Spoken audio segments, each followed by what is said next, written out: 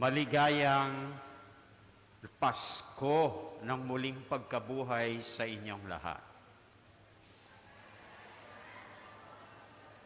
So tayo ngayon ay happy. Amen? Tayo ngayon ay maligaya. Amen? At bakit tayo happy at maligaya?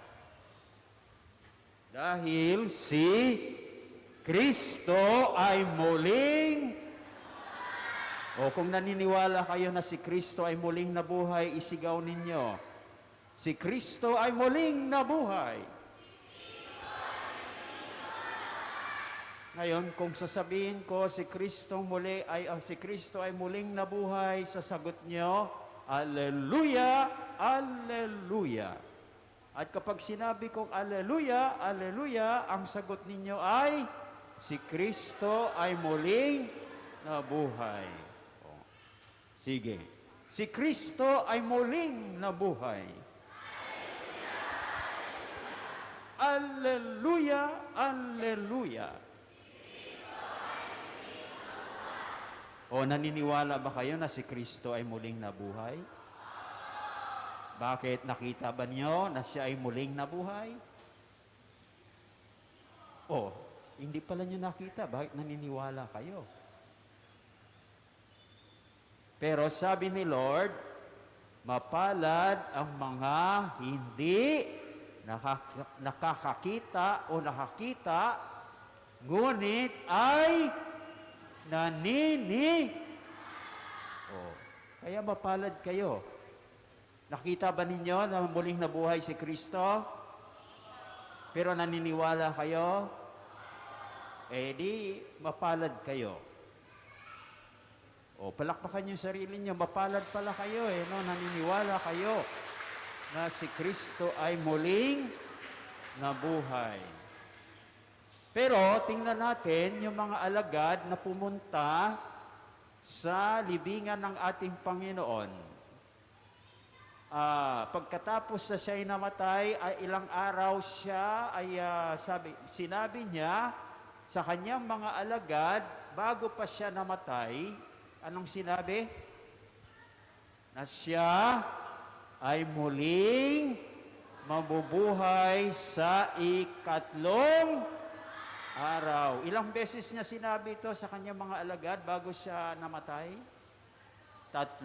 Very good. 3 beses lamakin nyo. 3 beses sinabi ng Panginoon. O tingnan natin ngayon, nakalipas ng ikatlong araw na.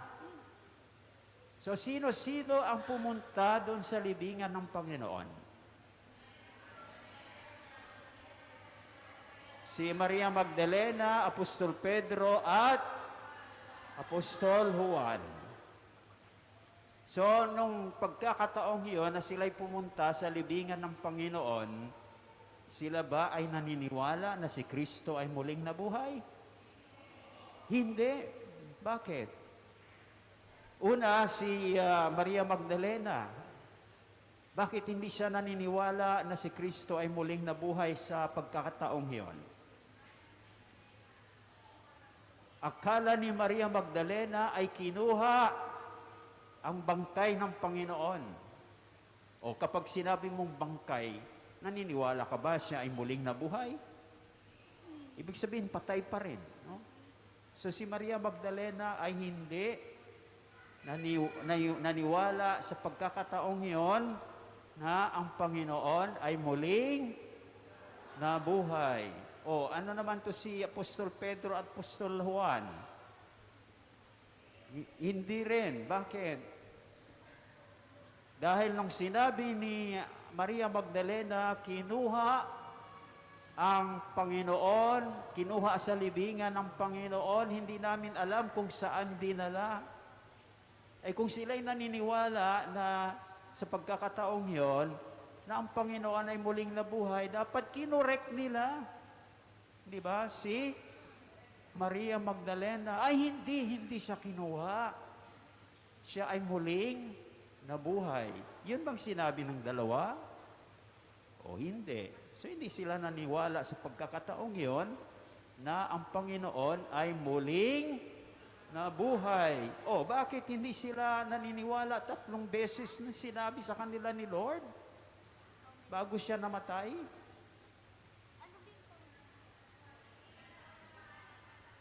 Ay hindi nila naunawaan. So dahil hindi nila naunawaan ang nasasaad sa kasulatan na kailangang mabuhay na muli ang Panginoong Jesus. Yan ang nasasabi diyan sa, narinig niyo, hindi po ba? Narinig niyo kanina sa Ebanghelyo? Hindi pala sila naniwala dahil hindi pa rin nila naunawaan, hindi nila maintindihan. Bakit ganon? Oh. Pero, naiba yung pangyayari. Nung pumasok na, yung dalawa na si Apostol Pedro at Apostol Juan sa loob ng libingan. Sino yung naunang pumasok? Si Apostol Pedro. Anong nakita ni Apostol Pedro? Yung mga kayong lino na isinuot ng ating Panginoon at ang panyo na ibinalot sa kanyang ulo. Walang, para kay Apostol Pedro, walang kahulugan yon. Pero, nung pumasok si Apostol Juan, nakita niya yung nakita ni Apostol Pedro at anong sinasabi sa Ebanghelyo ngayon? Siya ay naniwala. Naniwala saan? Na ang Panginoon ay muling nabuhay. Very good. O sino sa 3 ngayon ang naunang naniwala na si Jesus ay muling nabuhay? Apostol Juan. Dahil sa paniniwala ni Apostol Juan, ay siyempre masasabi nating naniwala na rin si Maria Magdalena at si Apostol Pedro.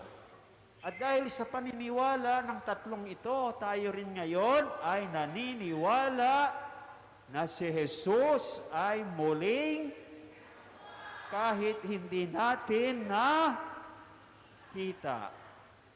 Si Magdalena ba, Maria Magdalena at saka si Apostol Pedro, Apostol Juan, nakita nila. Then, afterwards, nakita na ba nila si Kristong muling nabuhay? Opo. Kasi nagpakita na sa kanila ang Panginoong muling nabuhay. Kaya lang, nung sa unang pagkakataon nang pumunta sila sa libingan, wala na si Lord. No? Kaya hindi nila nakita. Pero afterwards, nakita nila. O, kita nyo, tayo ay mas mapalad sa kanila. No? Dahil hindi natin nakita ang Panginoong muling nabuhay, tayo ay naniniwala. Ngayon, ang paniniwala ay dapat nakikita sa gawa. Amen? Walang saysay yung ating paniniwala kung hindi naman nakikita sa gawa.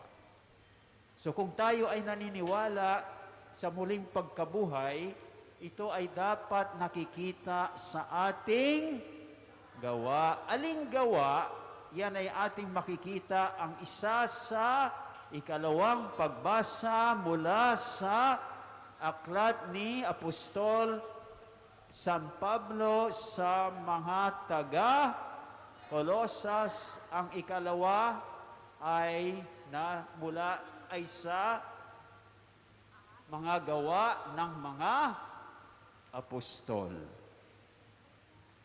Ayon dun sa ikalawang pagbasa, alin yung gawa na dapat mayroon tayo na nagpapakita na tayo ay naniniwala sa muling pagkabuhay?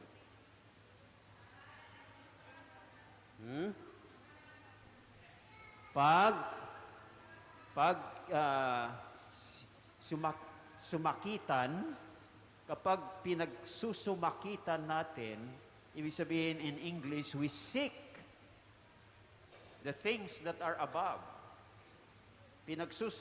Makita natin ang mga bagay na langit, hindi yung mga bagay na lupa.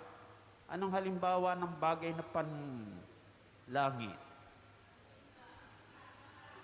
O, pag isinasabuhay natin ang ating pananampalataya, paano natin isasabuhay ang ating pananampalataya? Dapat kilalanin natin ang Diyos. Paano natin kilalanin ang Diyos? Magsisimula tayo sa pagbabasa dahil diyan ang source, pinagmumulan ng ating kaalaman tungkol sa Diyos.